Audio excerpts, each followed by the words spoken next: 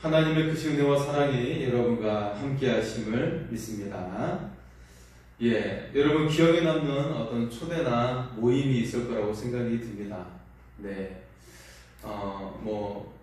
결혼식이 될 수도 있고 돌잔치가 될 수도 있고 요즘에는 잘하지 않지만 환갑잔치랄지 고이잔치랄지 그런 잔치 축하하는 자리가 있을 거라고 생각이 들어요.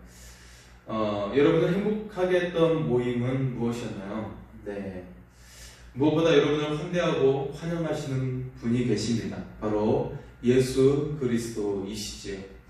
우리 주 예수 그리스도께서 여러분을 환영하고 환대해 맞이해 주심을 믿습니다.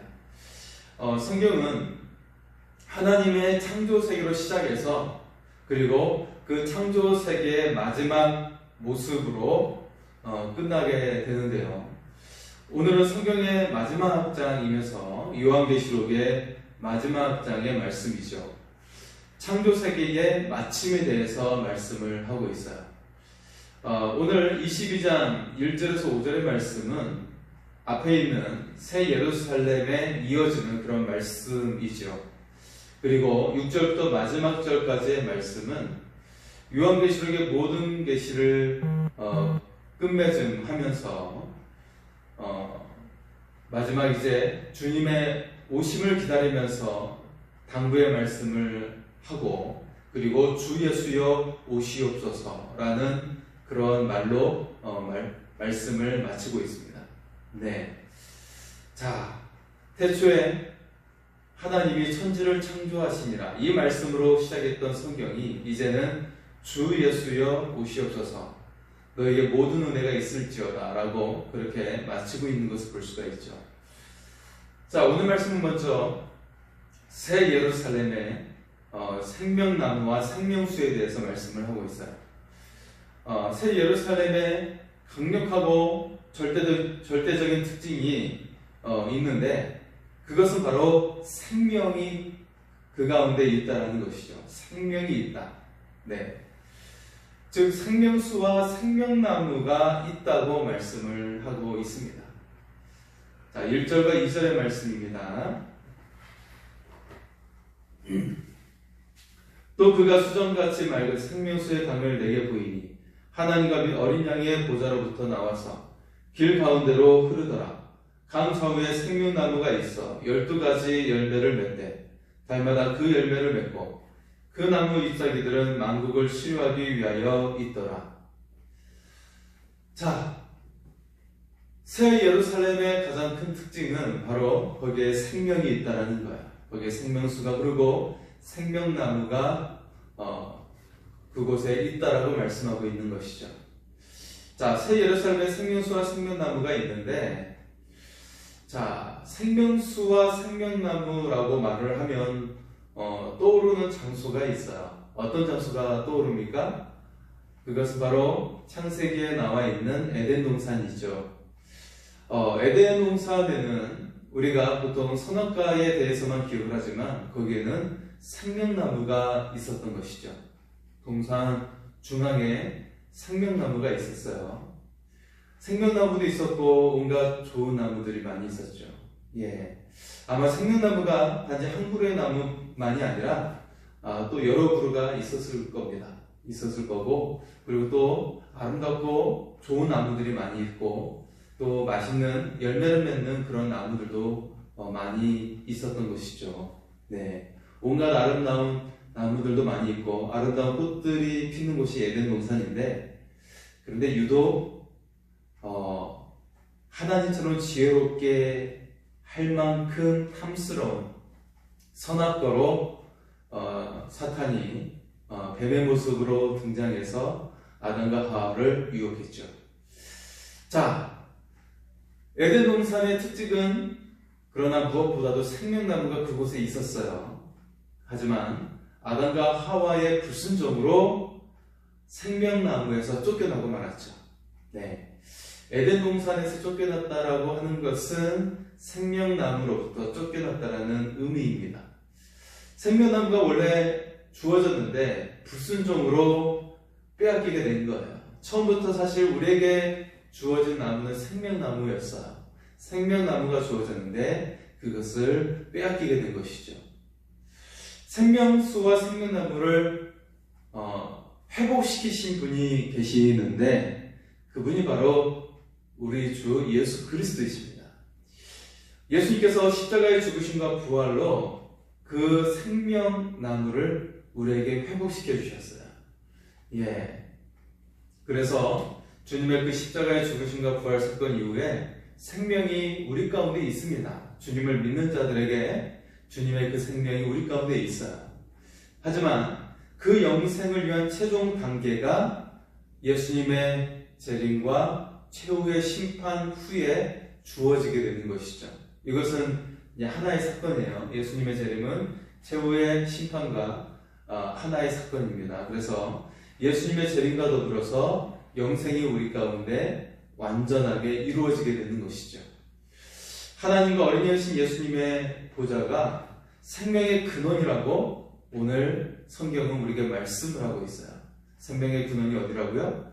바로 하나님과 어린 양의 보좌가 바로 생명의 근원이라는 것이죠. 자, 그리고 이 생명나무에 12가지 열매와 그리고 거기에 잎사귀가 났는데 거기에는 특별한 능력이 있다고 말씀을 하고 있어요. 자, 2절에 보면 생명나무의 12가지 열매에 대해 소개를 하고 있습니다.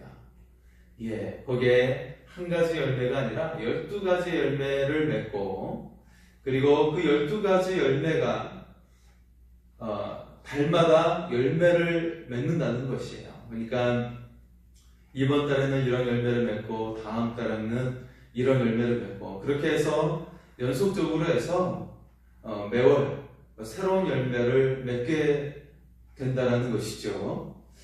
그리고 그 잎사귀들은 만국을 치료하기 위하여 있다고 말씀을 하고 있습니다. 자, 생명나무는 생명 자체이면서 치유의 능력이 있다는 것이죠. 우리가 자세히 보아야 할 것은 이 생명나무가 있는 위치입니다. 이 생명나무가 어디에 있습니까? 곧 생명수 강을 끼고 좌우에 있다라는 거예요. 생명수 강이 흐르고 있고 그리고 좌우에 그렇게 생명나무가 그렇게 있다라고 말씀하고 있는 것이죠. 자, 이것을 해석하면 생명나무는 생명의 근원이신 하나님으로부터 그 생명수를 공급받는다라는 것입니다. 하나님을 통해 그 생명을 공급받고 생명나무는 그렇게 생명수에 의해 생명의 근원을 공급받으면서 12열매를 맺게 되고 그리고 만국을 치료하는 잎사귀가 나오게 된다는 것이죠. 자, 잎사귀. 여러분 지금처럼 이제 날씨가 더워지는 때에 그래도 길을 걷다 보면 가로수에 나무 그늘이 굉장히 시원함을 느낄 수가 있어요. 이제 요즘에는 횡단보도에 파라솔 같은 것도 세워놔서 그늘을 만들어 놓았지만 거기보다도 나무 그늘이 더 시원한 것을 느끼게 되는데 그래서 그 잎사귀가 어때요? 우리를 대신해서 햇빛을 받으면서 잎사귀는 대신 햇빛을 통해 에너지를 충전하고 우리에게는 쉴 공간을 만들어 주죠. 만들어 주어서 우리에게 마치 생명의 어떤 단비를 공급해주는 그런 것을 느낄 수가 있습니다. 자, 잎사귀가 만국을 치료하기 위해 있는데 이는 곧 생명의 근원이신 하나님께서 만국의 치료자이심을 나타내고 있는 것이에요. 삼위일체 하나님만이 우리와 세계 만국을 치료해 주십니다. 그리고 생명을 주십니다. 자, 그리고 여기에 또 놀라운 사실을 우리에게 보여주고 있는데 그것은 주님의 얼굴을 보게 된다는 것이죠. 자, 새 예루살렘은 더 이상 저주가 없어요. 새 예루살렘의 또 한 가지의 특징은 바로 주님의 얼굴을 본다는 것입니다. 우리 4절의 말씀을 보면요. 4절입니다. 그의 얼굴을 볼 터이요 그의 이름도 그들의 이마에 있으리라. 아멘. 여러분, 위대한 지도자 모세는 하나님과 대면하여 보았는데 사실 모세는 하나님의 앞모습이 아니라 등을 보았을 뿐이었어요. 예. 그래서 모든 계시의 말씀을 받으면서 모세 오경을 우리에게 전해주게 되면서 성경이 출발하게 되죠. 예. 모든 성경의 출발이 이제 모세 오경으로부터 시작이 되죠. 자, 그렇게 모세는 그런 굉장히 대단한 지도자이면서 하나님과 대면했던 모세, 하지만 하나님의 등만을 보았던 모세인데, 하지만 새 예루살렘에 있는 성도들은 어떻게 돼요? 바로 하나님의 얼굴을 본다는 것입니다. 얼마나 감격스럽고 영광스러운 일입니까? 성도들의 가장 큰 특권은 하나님을 보는 것이죠. 하나님의 얼굴을 보는 것은 정말 아무나 볼 수 있는 것이 아니라 그만큼 자격이 있는 자에게, 사실 우리 스스로 자격이 있어서가 아니라 하나님께서 그 은혜로 우리에게 부여해 주신 것이죠. 그렇게 해서 하나님의 얼굴을 보는 특권을 주셨다라는 거야. 여러분, 이 말씀이 지금은 우리가 TV를 통해서 나라의 지도자를 쉽게 볼 수 있고 그렇게 알아보지 않습니까? 하지만 이 시대에는 뭐 그런 TV 같은 게 없잖아요. 그래서 왕의 얼굴을 본다는 것은 아무나 볼 수 있는 게 아니죠. 아무나 볼 수 있는 게 아니에요. 어디 지방에 행차한다 할지라도 그 왕이 지나갈 때는 엎드려야 되죠. 얼굴을 보면 안 돼요. 그죠? 얼굴을 보면 안 돼요. 엎드려야 됩니다. 고개를 들면 어떤 시위대랄지 오늘 말로 치면 경호원에 의해서 처단이 될 수도 있죠. 네, 큰 징계를 받을 수가 있어요. 어쨌든 아무나 왕의 얼굴을 볼 수 있는 게 아니죠. 어떤 고위 대신들이랄지 그런 고위직 관료들만이 볼 수 있지 아무나 볼 수 있는 게 아니었죠. 자, 이만큼 하나님의 얼굴을 본다는 것은 얼마나 놀라운 특권인지를 우리에게 말씀해 주고 있는 것이에요. 자, 이 또 성도들의 이마에는 하나님의 이름이 새겨져 있다라는 것입니다. 그것은 이마에 직접 낙인이 찍혀 있다라는 그런 말이 아니라 영적으로 새겨져 있다는 것이죠. 영적으로 어떤 금글씨로 이렇게 새겨져 있듯이 영적으로 새겨져 있다라는 거예요. 자, 여기서의 의미는 무엇이냐면, 자, 그렇게 하나님의 이름이 우리의 이마에 쓰여졌다는 의미는 바로 하나님의 소유이면서 하나님의 소속이다, 하나님의 백성이다 라는 의미를 가지고 있는 것입니다. 마치 우리가 다른 나라에 가기 위해서 우리나라의 여권, 대한민국 여권을 보여주면 그렇게 통과되고 하지 않습니까? 네. 이처럼 하나님 나라의 시민권이 주어졌고, 그리고 어느 나라에 가든 그 시민의 자격을 보여줄 수 있는 패스포드, 여권을 우리에게 주어졌다는 것을 말씀하고 있는 것이죠. 실제로 여러분, 우리 대한민국의 위상이 많이 높아져서 우리나라의 여권 파워가 굉장히 강해졌죠. 그래서 세계 갈 수 있는 나라들이 대략 194개의 나라를 갈 수 있다라고 알고 있어요.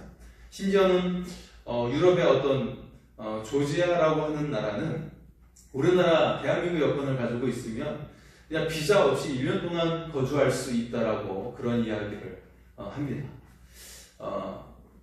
그만큼 우리나라가 위상이 높아졌을 뿐만 아니라 국민들이 도덕적으로, 윤리적으로 어떤 범죄를 발생하는 것들이 굉장히 지극히 다른 나라에 비해서 적기 때문에, 네, 그래서 그만큼 신뢰를 얻고 있다는 것을 볼 수가 있죠.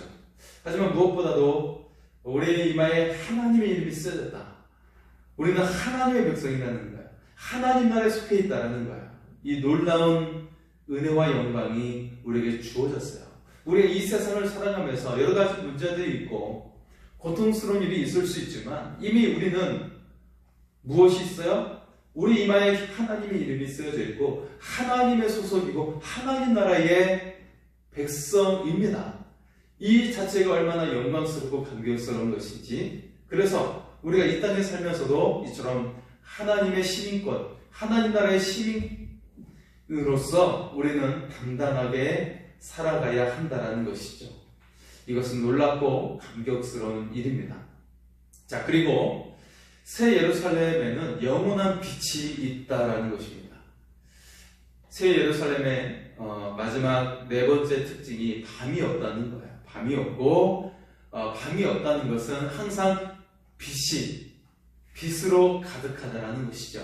5절의 말씀을 보면요, 5절입니다. 다시 밤이 없겠고 등불과 햇빛이 쓸데없으니 이는 주 하나님이 그들에게 빛이시리라. 그들이 세세토록 왕노릇하리로다. 아멘. 새 예루살렘 성에는 밤이 없고요, 그리고 등불이나 심지어 햇빛도 필요가 없다라는 거예요. 왜냐하면 하나님께서 친히 빛을 발하시기 때문입니다. 하나님께서는 앞에서 말했던 것처럼 생명의 근원이면서 또한 빛의 근원이 되신 분이에요. 성도가 새 예루살렘에 있는 것만으로도 굉장히 영광스러운 일인데, 그리고 또 이곳에서 성도는 세세토록 왕노릇하게 될 것이라고 말씀을 하고 있습니다. 자, 얼마나 놀랍고 감격스러운 일입니까? 하나님과 함께, 주 예수 그리스도와 함께 주님의 나라에서 세세토록 왕노릇한다라는 것이죠. 여러분, 사실 이 모습은 처음 창세기의 말씀을 돌이켜보면 1장 27절과 28절의 말씀을 보면 하나님께서 인간을 만드실 때 하나님의 형상으로 만드셨어요. 이것은 하나님의 성품과 하나님의 인격을 담도록 만들었다는 의미입니다. 하나님의 본질을 담도록 만들었다라는 것이죠. 네. 그래서 우리가 왕노릇한다라는 것은 사실 이처럼 우리가 하나님의 고결한 성품과 인품과 그리고 하나님의 그런 속성이 우리 가운데 있어서 우리는 이 세상 살아갈 때도 충분히 왕노릇하면서 어떤 일이든지 주도해 나갈 수 있고 성숙한 하나님 나라의 백성으로 살아갈 수가 있는 거예요. 성숙한 시민. 여러분, 대한민국이 지난날 6개월 전에 그런 모습을 보여주지 않았습니까? 이 나라에 계엄이 선포돼서 국회가 봉쇄되고 있는 상황 속에 시민들이 뛰쳐나가서 그 국회의 군인들을 막아내고 장갑차를 막아내고 하면서 그렇게 해서 계엄을 막아내지 않았습니까? 이것은 이 대한민국의 주권이 국민에게 있다라는 것을 선포하는 행위였죠. 네, 만약에 그것을 당당하게 하지 않았다면 계엄이 계속 진행되었을 겁니다. 그리고 우리가 원하지 않는 일들이 일어났을 거고요. 자, 어쨌든 주권을 행사하는 것, 이것을 이 땅 가운데 주권을 행사하면서 우리가 하나님과 같은 마음을 품고 살아가는 것, 이것이 바로 왕노릇하는 것이에요. 그래서 지금 새 예루살렘 상에서 우리가 세세토록 왕노릇할 것이라고 선언하고 있지만 이미 이 땅에 살아가는 주님의 백성들이 왕노릇하며 살아갈 것이라는 것을 동일하게 우리에게 말씀하고 있는 것입니다. 그래서 요한계시록의 말씀은 중의적인 계시의 의미를 담고 있다고 말씀을 드렸는데, 그것이 오늘날에도 이루어지는 말씀이고, 그리고 주님의 재림의 날에 완성되어지는 계시의 말씀이라는 것이죠. 그래서 여러분, 이 땅에 살아가는 동안 이미 하나님께서 우리에게 왕노릇할 것을 선포해 주셨어요. 그렇기 때문에 여러분, 이 땅에서 왕노릇하며 살아가시기를 바랍니다. 누군가에 눌려서, 그리고 누군가의 말에 짓눌려서 살아가는 것이 아니라 내가 하나님께서 부여하신 이 왕권을 가지고 살아가겠다라고 선언하면서 여러분, 강하고 담대함으로 살아갈 수 있기를 소원합니다.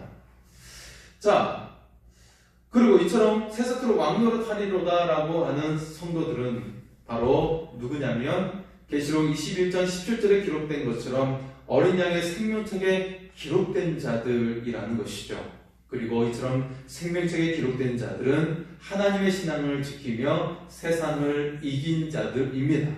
그래서 우리는 왕노릇하면서 이 세상을 이기면서 우리 하나님 신앙을 지키고 그래서 우리 이름이 하늘 생명책에 기록됐다는 것을 또 우리가 믿으면서 또 감격하면서 늘 승리하며 살아갈 수 있기를 소원합니다. 자, 그렇게 오늘 새 예루살렘 성에 대해서 말씀하고 그러면서 이제 모든 요한계시록의 계시의 말씀이 끝마치고 나서 그 계시의 말씀을 끝마치고 우리에게 마지막 당부의 말씀을 주시고 계시죠.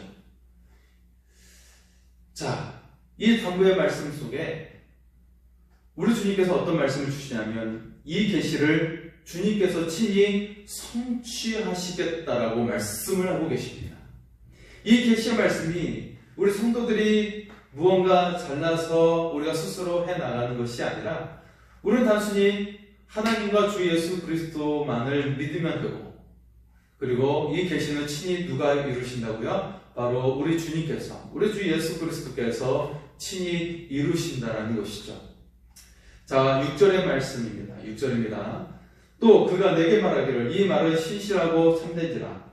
주고 선지자들의 영이 하나님이 그의 종들에게 반드시 속히 되어줄 일을 보이시려고 그의 천사를 보내셨도다. 아멘. 자, 이 말씀 속에 우리는 반드시 속히 되어질 일이라는 이 문구에 대해서 의문을 품을 수도 있어요. 사실 이 문구를 많은 이단들이 이용하면서 많은 사람들을 그렇게 잘못된 길로 이끄는 것을 볼 수가 있는데요.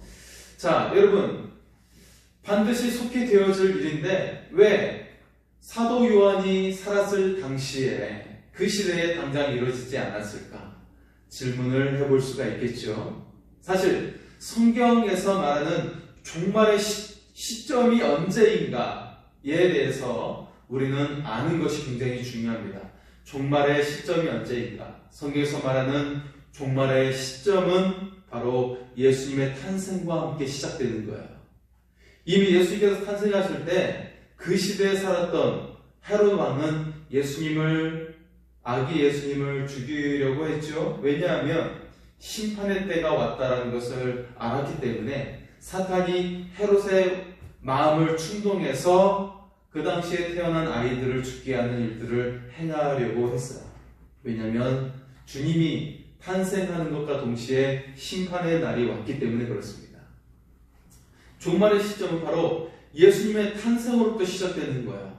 예수님의 탄생으로 이미 세상을 심판을 받았고, 그리고 주님의 백성은 구원을 얻었어요. 예, 얻었습니다. 그런데 주님 반드시 속히 오신다라는 이 말씀이 바로 이 종말의 범주에 속해 있는 것이죠. 종말의 범주에 속해 있는 거예요. 중요한 것은 예수님의 탄생과 함께 종말의 시간을 보내는 인간들이 이 구원의 기회를 절대 놓쳐서는 안 된다는 것이죠. 주님이 오실까? 주님이 언제 오실까라는 질문에 앞서서 이미 오신 예수님을 보고 우리는 예수님을 믿어야 되는 거예요. 예수님 안에 거해야 하는 것입니다. 주님은 우리에게 요한복음의 말씀을 통해서 끊임없이 주님 안에 거하라고 말씀하고 있지 않습니까? 요한복음 15장에 포도나무의 그런 말씀을 언급하면서 내 안에 거하라. 내 안에 거하면 많은 열매를 맺는다고 말씀하고 있고, 그러면서 이 말씀을 통해 계속해서 주님 안에 거할 것을 우리에게 말씀하고 있는 거예요. 그 안에 생명이 있고 그 안에 우리를 변화시키는 능력이 있다는 것을 우리에게 말씀해 주고 있는 것이죠. 자, 주님 안에 거하는 것이 신앙의 비결이에요. 우리가 무언가를 하려고 거창한 것을, 위대한 것을 하려고 하는 것이 아니라 주님 안에 거하는 것이 생명의 비결이고 주님께서 역사하시는 능력이 되는 것입니다. 교회 성도는 무엇보다 가장 중요한 것이 바로 주님 안에 거하는 것이죠. 자, 이처럼 주님의 오심을 우리가 믿는다면 이미 종말이 시작된 것을 알고 우리가 늘 주님 안에 거해야 하는 것입니다. 주님은 오늘 우리에게 매우 간곡히 당부의 말씀을 주시고 계세요. 7절의 말씀을 보면요. 보라, 내가 속히 오리니 이 두루마리의 예언의 말씀을 지키는 자는 복이 있으리라 하더라. 여러분, 이 땅에 복된 자는 누구일까요? 돈이 많은 사람일까요? 성공한 사람들일까요? 아닙니다. 말씀을 지키는 자가 복된 자라고 말씀하고 있어요. 여러분, 제가 시편 1편의 말씀은 모든 시편의 머릿말이면서 모든 성경의 머릿말이라고 이 말씀을 드렸어요. 성경의 머릿말이 되는 시편 1편의 말씀은 너희가 복되도다라고 선언하는 히브리어로 그렇게 시작되고 있습니다. 히브리어 말씀, 복되도다. 우리는 복 있는 사람은 이라고 그렇게 번역이 되어 있지만 히브리어는 복되도다라고 선언을 하고 있는 말씀으로 시작되죠. 선포하고 있는 말씀이에요. 자, 그런데 그 복된 자가 여호와의 말씀을 묵상하는 자이고 그는 시냇가에 심은 나무처럼 시절을 쫓아 열매를 맺으며 그 잎사귀가 마르지 아니한 같으니 그 하는 일이 다 형통하리다 하리로다라고 말씀을 하고 있죠. 자, 복된 자는 바로 주님의 말씀을 지키는 자가 복되도다라고 말씀을 하고 있는 거예요. 복된 자는 어떤 결과로 정해지는 것이 아니라 어떻게 살아가느냐, 즉 삶의 행태로 결정이 되어진다는 겁니다. 어떠한 삶으로 살아가고 있는가, 주님 안에 거하는 삶, 그것을 우리 주님께서는 강조하셨어요. 너희가 내 안에 거하라. 그럼 많은 열매를 맺게 되나니. 자, 그리고 복된 자는 결과에 연연하지 않는다는 것이죠. 복된 자는 말씀 자체만으로 감사와 기쁨이 넘치게 되고 평강을 누리는 사람인 것입니다. 이 예언의 말씀을 지키는 자는 복된 자라고 말씀하고 있어요. 주님이 오신다는 말씀을, 이 말씀을 읽혀져야 하고 그리고 전해져야 하는 것이죠. 예언의 말씀이 사람들에게 읽혀졌을 때 사람들은 어떤 반응을 하게 될까요? 어떤 이는 하나님의 심판을 두려워해서 하나님의 말씀에 순종하며 살겠다고 결심하는 사람들이 있을 거예요. 하나님, 제가 잘못했습니다. 하나님의 말씀대로 살겠습니다. 그런 사람들이 있을 것이죠. 반면에 어떤 이는 그 반대로 예언을 부정하고 무시하는 사람들이 있을 거예요. 야, 뭐 이제는 기독교는 끝났어. 이렇게 세상이 발전하고 좋아졌는데. 그런 똑같은 일이 20세기 말에 일어났죠. 20세기 초에, 죄송합니다. 20세기 초에 일어났죠. 19세기를 넘어가고 20세기가 시작할 때 가장 과학 문명이 계속해서 급속도로 발전하는 그 상황 속에서 사람들이 이제는 의학이 발달이 돼서 우리가 100세를 넘겨서 살아갈 수 있는 장수의 시대도 열리게 될 것이고, 그리고 모든 사람들이 멀고도 풍요롭고 행복하게 살 것이다라고 그렇게 누가 생각했어요? 유럽 사람들이 생각했어요. 전 세계인들 생각이 아니라 유럽 사람들이 생각을 그렇게 했죠. 실제로 그때 과학 문명이 많이 최고조에 달했고, 유럽이 그때 부국했던 이유가 식민지 지배를 많이 거느리고 있었기 때문이었고요. 그리고 그것을 계속해서 진행하고 있는 상황 속에 무엇이 발생했어요? 그들의 그 식민지 지배를 서로 경쟁하는 와중에 세계대전이 일어나게 되죠. 자, 이 땅에 유토피아, 우리의 문명이 최고조에 달하면 유토피아가 일어날 것이라고 생각했던 그때에 하나님 신앙이 필요 없고 인간의 과학 문명이 발달하면 이 땅에 유토피아가, 이상적인 사회가 실현될 것이라고 생각했던 기대감에 젖던 그때에 바로 1차 세계대전, 2차 세계대전이 일어나면서 유럽으로 시작된 전쟁이 전 세계를 쑥대밭으로 만들어 놨어요. 네. 자, 오늘날도 그런 생각을 가지고 있는 사람들이 많아졌어요. 우리는 이렇게 편안한 시대에 근신해야 됩니다. 성경은 우리에게 두려워하는 마음을 가지라고 하지 않고 사랑과 능력과 근신의 마음을 가지라고 이야기하고 있는데 근신의 마음은 바로 하나님을 경외하는 마음이에요. 네, 우리가 이 시대에 편안하다 할 때에 주님께서 오신다고 말씀하고 있는데 그것이 주님이 당장 오시는 그런 형태의 모습에 앞서서 이 땅에 다시 한번 엄청난 큰 두려움의 일들이 일어날 수도 있다는 것을 우리는 알아야 한다라는 것이죠. 자, 물론 그런 일이 일어나서는 안 되겠죠. 오늘날 이 계시의 말씀이 주어질 때 어떤 이들은 하나님을 두려워해서 순종의 자리로 나오겠지만 반면에 어떤 이들은 이 예언의 말씀을 부정하고 무시하는 사람들이 있다는 것입니다. 그런 상황에서 교회 성도들에게는 여전히 박해와 고통이 있다는 것이죠. 지금 사도 요한 시대 때의 배경이 그런 상황이었죠. 이 박해의 강도가 더 커질 수도 있어요. 우리 시대에도 마찬가지입니다. 그럼 우리들을 향해 주시는 말씀이 바로 요한계시록입니다. 이 땅에서 박해를 받는 교회와 성도들을 향해 요한계시록이 전하는 강력하고 최후의 메시지가 있습니다. 바로 12절에서 14절의 말씀이죠. 자, 12절에서 14절의 말씀입니다. 보라, 내가 속히 오리니 내가 줄 상이 내게 있어 각 사람에게 그가 행한 대로 갚아주리라. 나는 알파와 오메가요 처음과 마지막이요 시작과 마침이라. 자기의 두루마기를 빠는 자들은 복이 있으니 이는 그들이 생명나무에 나아가며 문들을 통하여 성에 들어갈 권세를 받으려 함이로다. 아멘. 할렐루야. 여러분, 이 땅의 교회와 성도들에게는 핍박이 있어요.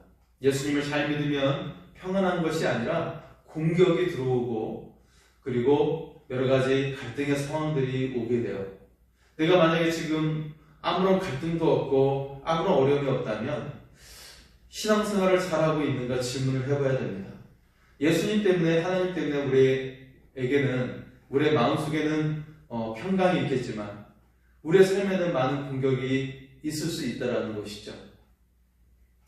하지만 이기는 자에게는 하늘의 상이 있다라고 분명히 말씀하고 있어요. 행한 대로 갚아주겠다고 말씀하고 있어요. 주의 성도들에게는, 그들에게는 그 생명나무가 있고 그리고 새 예루살렘에 들어갈 권세를 받았다고 말씀하고 있습니다. 주님은 아름다운 새 예루살렘에 모든 사람에게 오라고 초청하고 있어요. 오라! 목마른 자, 원한 자는 값없이 생명수를 받으라고 그렇게 초청하고 계십니다. 우리가 값을 지불할 필요가 없이 이미 예수님께서 값을 지불해 주셨으니까 그냥 오라는 거예요. 여러분, 이 땅에 수많은 모든 사람들을 주님께서는 초청하고 계십니다. 하지만 우리만이 아니라 우리 사는 사람과 함께 나아가고 그리고 이 땅에 있는 모든 사람들이 주님께로 나아가야 되지 않겠습니까? 그래서 그 생명수를 공급받으면서 주님과 함께 영원한 영광을 누리면서 살아가야 하지 않겠습니까? 오늘 성경은 모든 성경의 마지막이요 요한계시록의 마지막 말씀은 다음과 같이 마치고 있습니다. 20절과 21절의 말씀입니다. 이것들을 증언하신 이가 이르시되 내가 진실로 속히 오리라 하시거늘 아멘. 주 예수여 오시옵소서. 주 예수의 은혜가 모든 자들에게 있을지어다. 아멘. 할렐루야. 아멘. 주 예수여 오시옵소서. 아람어로 마라나타라고 요한계시록은 기록을 했습니다. 마라나타. 이 말은 초대교회의 인사말이었어요. 마라나타. 주 예수여 오시옵소서. 여러분, 우리는 이 마라나타라는 인사말을 잃어버리지 않았습니까? 주 예수여 오시옵소서. 오히려 지금 가장 주님의 재림의 시간은 가까이 와 있어요. 그렇기 때문에 이 인사가 회복되어야 합니다. 마라나타. 주 예수여 오시옵소서. 창세기 1장 1절 태초에 하나님이 천지를 창조하시니라 라고 말씀하신 그 하나님께서 이제는 주 예수의 은혜가 모든 자들에게 있을지어다 라고 하면서 모든 말씀을 마치고 있습니다. 주님의 오심을 우리에게 기대하고 맞이하라고 말씀하시면서 그 은혜가 모든 자들에게 있기를 그렇게 우리에게 축복의 기도로 마치고 있다는 것입니다. 여러분, 하나님의 마음은, 예수님의 마음은 모든 자들이 이 은혜를 누리기를 원하고 계신다는 것입니다. 한 사람도 빠짐없이 그 구원의 감격이 회복되어지고 우리 속에 있는 하나님의 영광, 하나님의 형상이 회복되어져서 주님의 나라에서 영원토록 왕노릇 할 수 있기를 소원합니다. 뿐만 아니라 오늘 이 땅에서도 우리는 하나님의 형상을 지니면서 왕노릇하며 살아가게 될 줄 믿습니다. 우리가 이 영광 속에 들어가고 이 땅에 있는 모든 사람들도 그 영광 속에 들어갈 수 있도록 우리가 생명을 증거하는 일을 멈추지 않기를 소원합니다. 주님의 영광이 여러분과 함께 하실 줄 믿습니다. 우리 살아계신 주님 찬양하면서 같이 기도하겠습니다. 살아계신 주님,